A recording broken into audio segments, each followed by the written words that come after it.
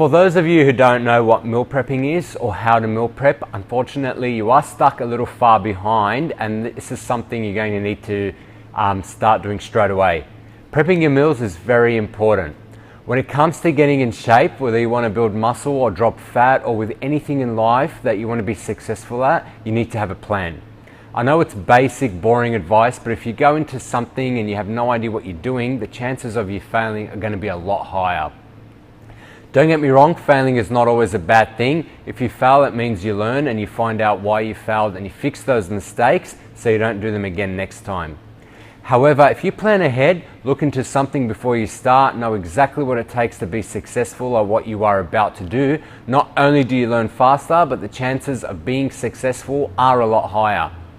If you can stop mistakes from happening before they occur, obviously that is really good outcome, and meal prepping definitely fits into this situation. When we are dieting, to get in shape, we eat good. Clean foods 7 days a week. Whether it is building muscle or dropping body fat, the same principles apply. When we have one cheat meal on top of that as a reward for our hard work. So for a male, you should be eating anywhere from 6 to 8 meals a day, and for a female should be eating anywhere from 4 to 6. The reason we need to eat so frequently is because eating frequently is the one and only way to increase the speed of your metabolism, which allows your body to drop fat faster and absorb more of the nutrients from the good quality food you are going to be eating. So if you are eating, let's say 7 times a day, 7 days a week, that equals to a total of 49 meals.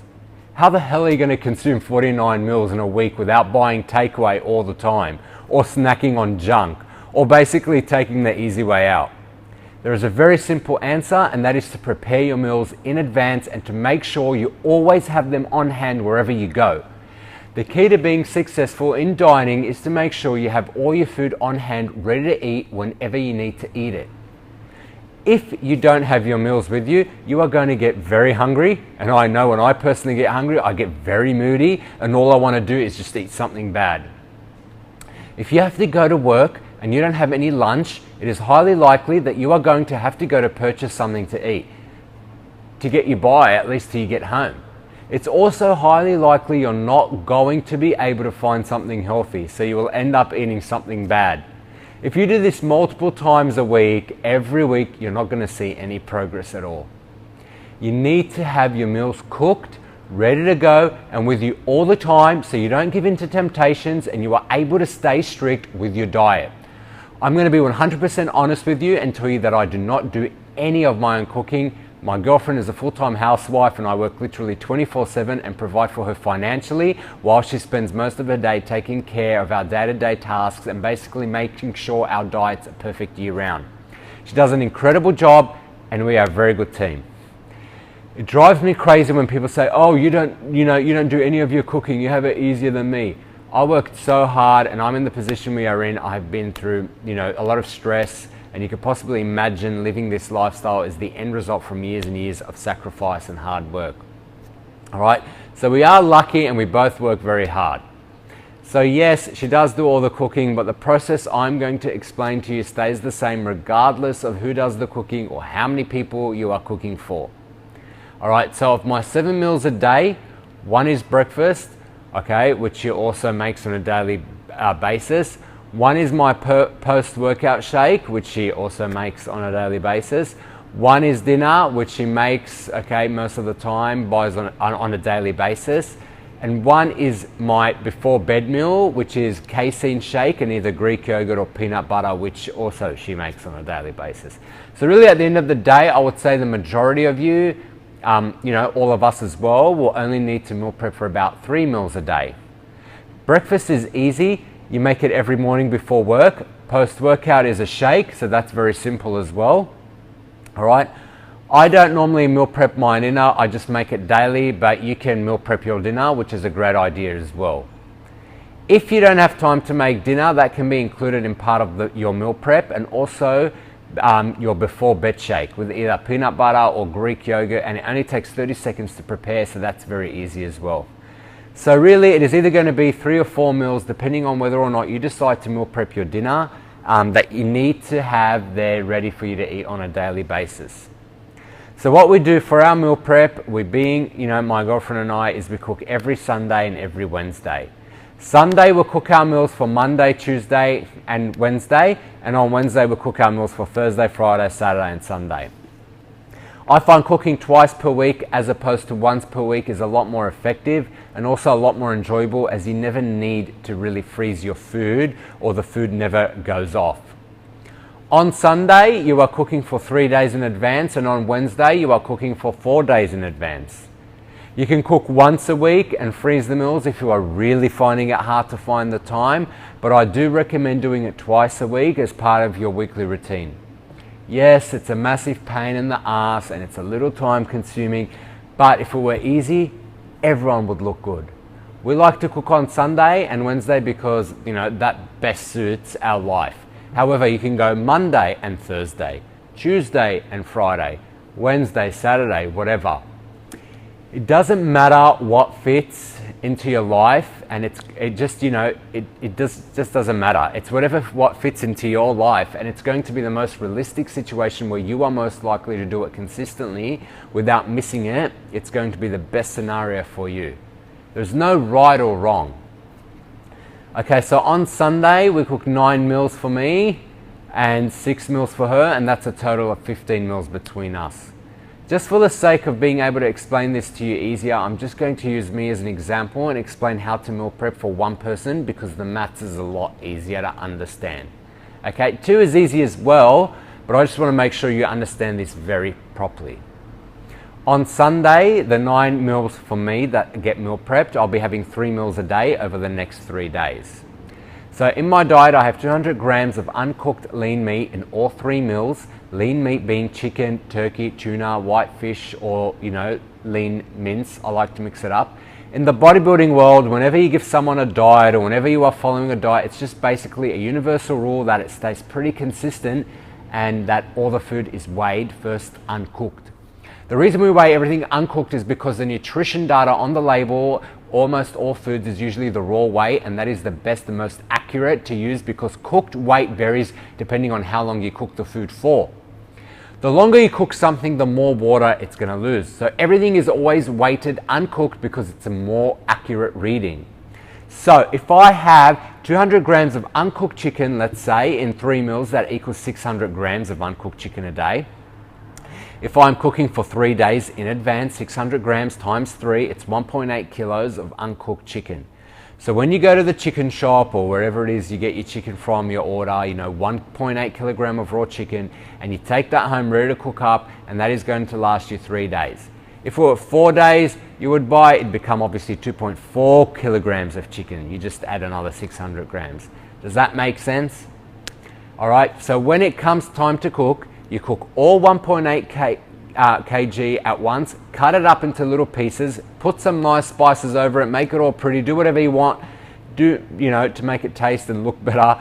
Once it's all cooked, you divide the amount of chicken by 9 because we are cooking for 9 meals, and put it all in separate containers. I don't know what the cooked weights are, it doesn't matter. I never do anything cooked, it's always raw weight. If you divide the end amount of cooked chicken equally by 9, you're obviously going to have pretty close to 200 grams of chicken in each container.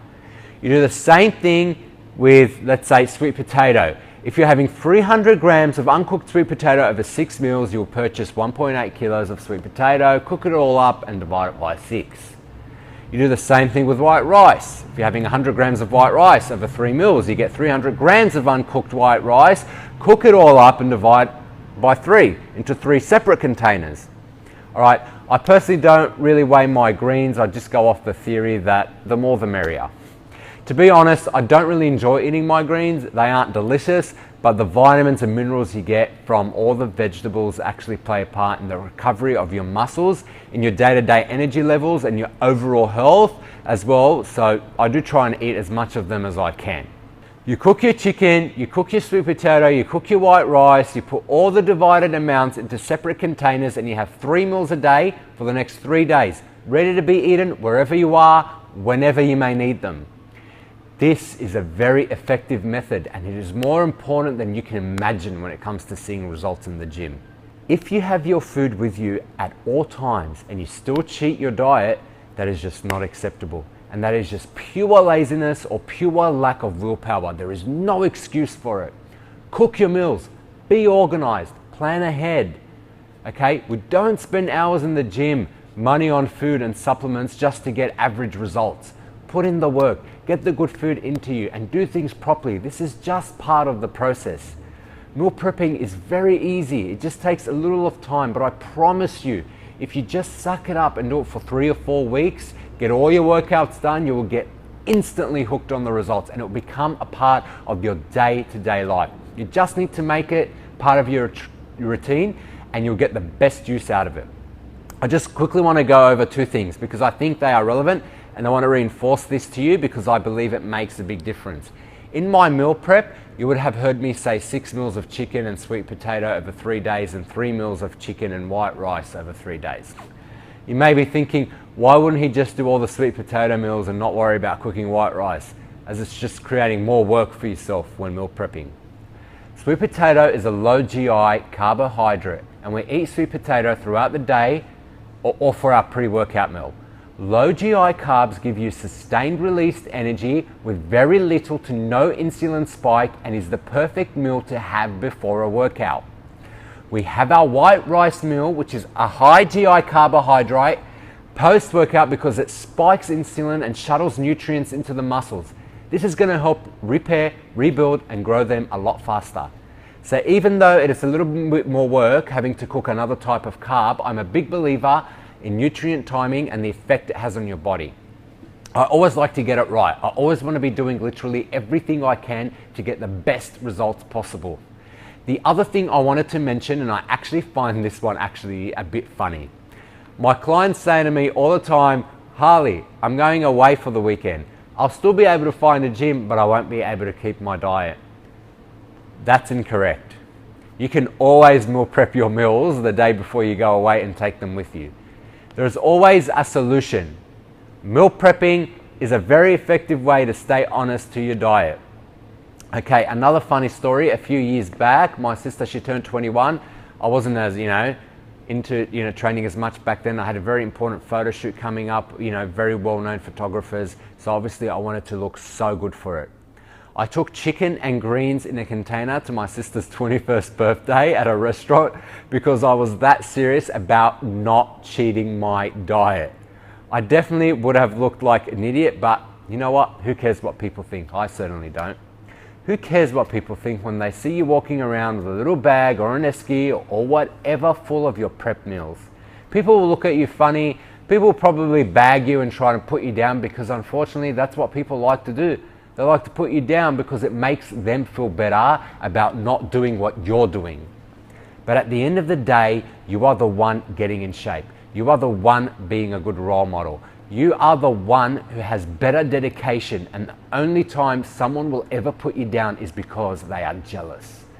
You should never feel the need to put someone down. Always bring people up. Make their day better. Karma's real, I guess it does exist. Who cares what people think? If you are passionate about something and it means a lot to you, just do whatever you need to do and be proud of it. Don't change for anyone. Don't live to impress other people. And as long as you have your family, a few close friends and your health, do whatever makes you happy. I don't really think meal prepping will make you happy at the time. I'm sure it will annoy you, but I promise you, do it for 16 weeks, nail your training, nail your cardio, and you'll be doing it for the rest of your life.